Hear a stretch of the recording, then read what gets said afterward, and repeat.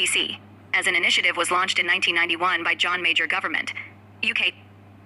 Citizens Charter, CC, is a declaration of commitment of an organization towards its clients in terms of qualitative and temporal entitlements. Citizens Charter, CC, doesn't create any new rights, but seeks the enforcement of existing rights. It also includes redressal of grievances that a citizen expects from service providers for further preserving the trust between citizen and service provider. Key elements of Citizens Charter, CC in the UK, 00000612 standards.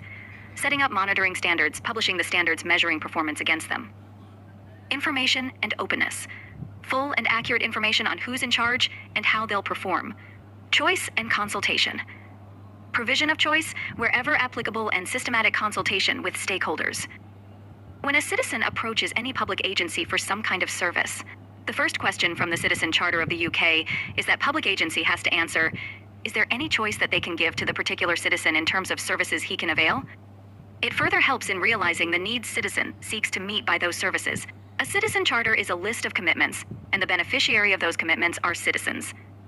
When public agency or government frames the citizen charter, they should engage the people, stakeholder, and key section of the population who is availing of the services.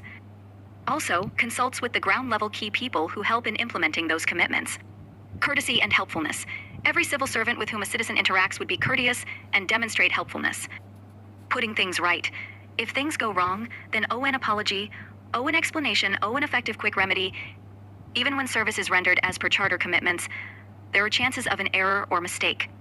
One of the features of the British Charter program is that if an error or mistake occurs, then the citizen has entitled to an unconditional apology and then an explanation about the same, along with an effective and quick K remedy.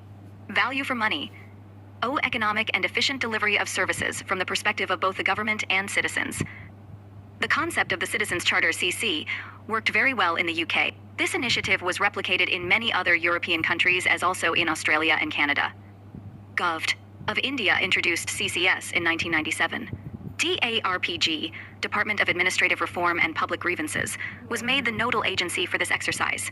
Purposes served by Citizens Charter clarify WRT expectations from the government, enables the government to become more responsive. Could create service orientation as opposed to a master mindset. People's participation. The Good Charter program is built on consultation with the participation of client groups and citizens. It is a key element of democracy, strengthens accountability. If WRT delivery of services no timeline and standards put in place, then it is hard to hold the person accountable for his performance. But if there are quality standards and a quantifiable timeline, then it's possible to measure performance and also can distinguish between civil servants who are performing and non-performing, thereby strengthening the accountability. Symbolizes a proactive approach toward good governance. As it is an initiative by the government side, it indicates the proactive approach toward good governance. Improves the image and credibility of government and its officials. If civil servants, as a result of these charters' commitments, can deliver upon those commitments, then the citizens are satisfied and happy. If citizens get good services as per charter commitments from the public agencies, this could help in building and restoring the trust in government agencies. A tool for people's empowerment and tool for strengthening democracy. The Citizen Charter is a tool for people's empowerment when people are participating and people can hold them accountable for services. Further, it enables the government to be more responsive, viewed as an instrument for achieving various development goals. If citizen charters are prepared for every scheme and programs of government, which are based on entitlements given to citizens. Also, the proper timelines are there, and civil servants are required to adhere to those timelines. Then the Citizen Charter can also become an important instrument of human development and economic growth. Element of Indian Citizens Charter Program, Vision and Mission Statement. While preparing the Citizen Charter commitments, every agency should prepare the positive view side to deliver the services on time and on a quality basis. Details of business transacted by the organ, all kinds of services should be mentioned in the Citizen Charter, so that citizens can get the clarification of work from the agency. Details of clients served. While performing their duty, every department or agency should maintain the details of the clients they serve. Details of services provided to each client group. Also, the agency or department should maintain the details of services that clients availed from the department, along with the timeline procedure marked. Details of grievance redressal machinery and how to access it. If the service is not delivered as per the charter commitments, the charter should contain the grievance redressal process. Expectations from clients. When any citizen applies for the service benefits, they also have to fulfill some obligations. Citizens should produce all the documents and pay the requisite fee on time. Details of compensation, if any. If at the end of this entire exercise, the citizen is not able to get the service as per the commitments from the organization, then citizens may be entitled to compensation. Besides, the involvement of consumer organizations, citizen groups, and other stakeholders in the formulation of the Citizens Charter, CC, has been emphasized to ensure that the charter reflects the needs of users. Regular monitoring, evaluation, and review of charters by both internal and external agencies have also been mandated. By 2011 end, the central govt departments had formulated 131 charters, and 729 charters had been framed across the states. Government of India has also launched a dedicated website, goicharters.nic, in The Problem in the Indian Charter Program, 003616, The Problem of Bureaucratic Mindset Limited Consultation, Tendency to Degenerate into Manager's Charter. Before drafting the charter, the government should consult stakeholders or client groups and street-level bureaucrats who help in implementation. Limited consultation leads to a tendency to degenerate it as a manager's or secretary's charter. No penal provisions. When any commitments of citizen charter remain unfulfilled, there should be penal provision. In the absence of penal provision, civil servants would not be pushed to work, which lead to overburden on the department.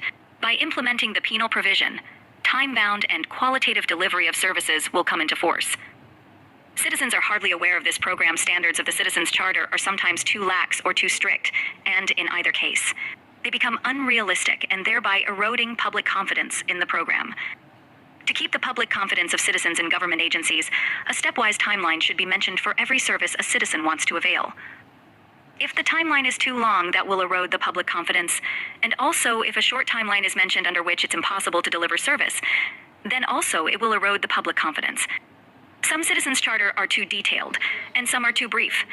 Charters should be long enough that convey the information and short enough to encourage the citizen to read it. Many charters don't provide details of names and addresses of grievance redressal functionaries. If the charter commitments are not honored, then a citizen can ask for support by addressing grievance redressal functionaries. To avail the support on time, the charter should provide the names and addresses of grievance redressal functionaries.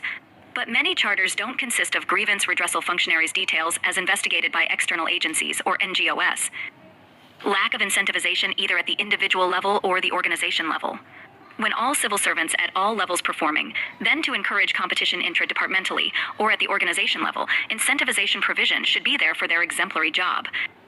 In England, the Charter Mark program is enforced to foster interdepartmental competition. DARPG also hired an outside professional agency to help them in implementing this concept of incentivization citizen charter. 3. C. WC. W less than IUV. WNI 0. Program to foster competition between public officials at the micro level and at the macro level between the various ministries. In many departments, the charter exercise got delayed as existing brochures and manuals were taken to be Citizens Charter. The reason for the delay in implementation of Citizen Charter is misinterpretation by senior officials that the brochures and manual are the Citizen Charters. And instead of preparing separate commitment lists, they kept them the same. But now the DARPG directed all departments to draft separate Citizen Charter commitment lists. Needs of a senior citizen, disabled, and other such categories have not been taken into account in Citizens Charter. Citizen Charter is prepared to keep all citizens on the same base, excluding all kinds of preferential treatment to any such group of peoples. But there should be a subcategory for senior citizens and disabled people to get their service done as soon as possible. Review and updation of the Citizens Charter has been very poor. Citizen Charter is not a one-stop exercise. It should be reviewed and updated on a regular basis. All kinds of review and update points should be based on complaints and suggestions received from the grievance redressal desk. Inadequate devolution of powers to street-level bureaucracy to enable them to deliver upon citizens' charter commitment. Before implementing the Citizen Charter, government or senior officials should evaluate the workload and workforce available in the office. Further, enough powers and resources should be given to the officers at the micro level to provide the services on time without countersigning from above. Technical jargon used in Citizens Charter, and Citizens Charter is often not prepared in vernacular languages. In many citizen charters, technical language is used, which sometimes can't be understood by people as the education levels of different people is different. That is why it should be prepared vernacular language. As multiple services are provided by the same ministry, they use the same format for all the services. This also hampers the functioning timeline and quality of work in the different service categories. Suggestions: 01140 hand-holding exercise concerning first charters. Should do a hand-holding exercise, WRT1 Stone Charter of Departments. Officials of DARPG should be posted in every department temporarily and help them to prepare their One Stone Charter step by step, starting from the initial framework, including also the consultation with stakeholders and citizen groups. Then implementing the charter on an ad hoc basis, learning from the experiences and updating them accordingly. Finally, prepare the charter for implementation. Concerted efforts to generate awareness. The government should spend more money on awareness of citizen-centric programs, which have the effect of empowering and democratizing our society. Also, the credible NGOs should be given money to encourage them to spread awareness about these programs.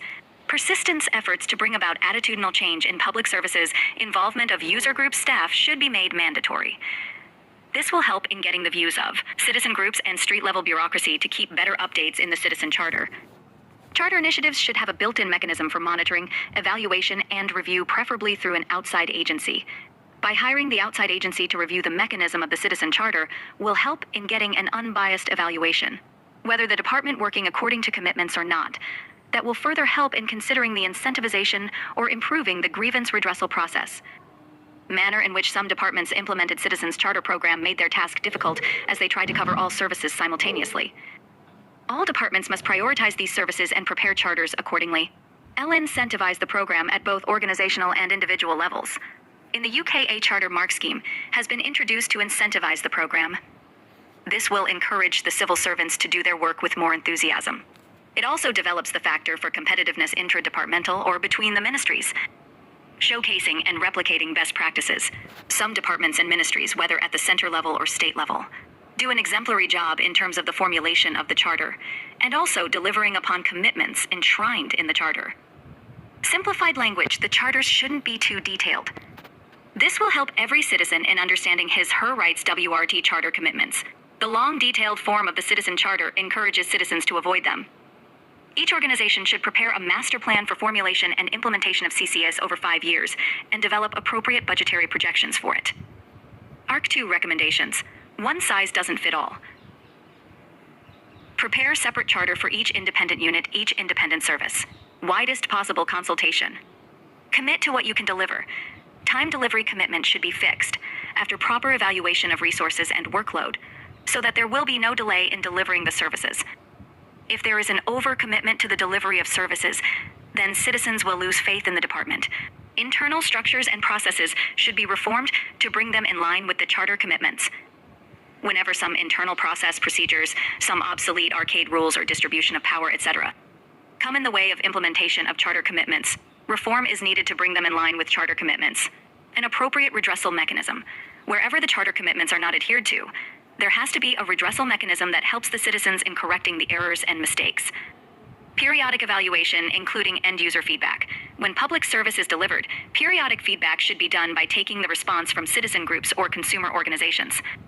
This will further help in improving the points in the Citizen Charter. Holding officers accountable for results. Penal provisions have to be there. WRT non-adherence charter commitments. So, each at the officer will become accountable for the result. Alongside, ARC 2 recommended a 7-step model for citizens' centricity. 1. Define all services you provide, identify your clients to. Set. Standard for each service. 3. Develop capabilities to meet standards. 4. Perform to achieve standards. 5. Monitor performance against standards. 6. Evaluate impact through an independent mechanism. 7. Continuous improvement based on monitoring and evaluation. This model has also been incorporated by government in the form of SEVOT AMFRAMEWORK. It is derived from 2 words, that is, SEVA means service and ATAM means highest quality.